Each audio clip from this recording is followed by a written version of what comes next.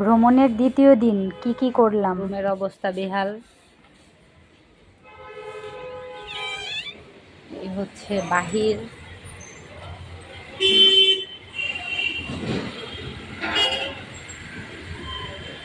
প্রচন্ড শব্দ, ঘুমানো যায় না শব্দে, এমন অবস্থা, সারা রাতি এমন শব্দই থাকে।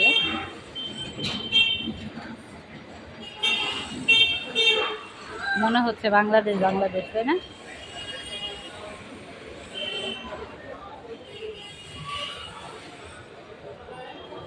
বেরো।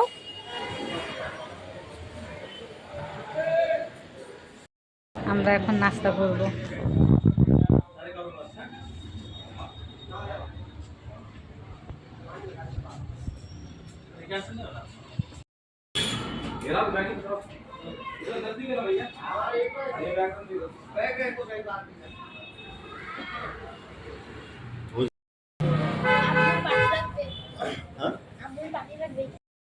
খাওয়া দাওয়া শেষ করে বের হয়ে গেলাম, একটা ভাইয়ার সাথে দেখা করতে যাব সেই উদ্দেশ্যে।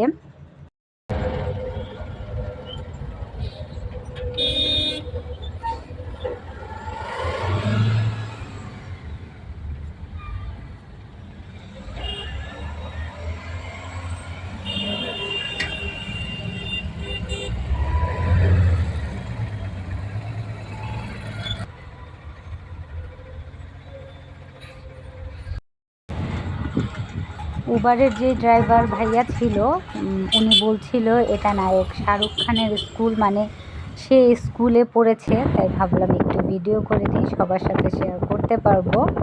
তো বেশ ভালোই ছিল, ড্রাইভার ভাইয়াটা গল্প করছিল এখানে কোথায় কী আছে সেগুলো আমাদের সাথে বলছিল।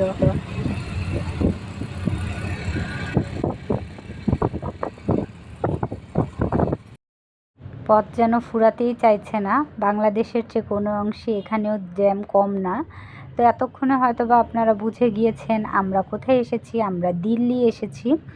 তো ঘুরছি ফিরছি, এখন দাওয়াত খেতে যাচ্ছি ভাইয়ার বাসায়।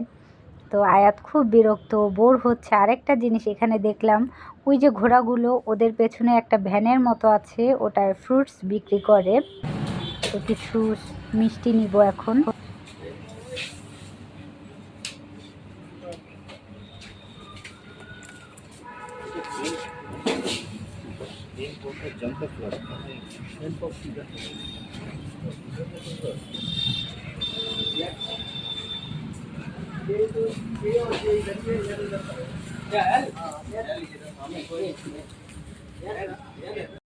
আমরা এখানে একটা বাঙালি ভাইয়ের বাসায় আসছি বেড়াতে, বাঙালি খাবার খেয়েছি, মানে একদিন না যেতেই অবস্থা খারাপ। তো সেই ভাই আমাদেরকে বাংলাদেশি স্টাইলে খাবার দিয়েছে, আলহামদুলিল্লাহ আমরা সেটা খেয়েছি। এখন আয়াত খেলতেছে, কিছু সময় বসবো, তারপর আবার চলে যাব, তাই না?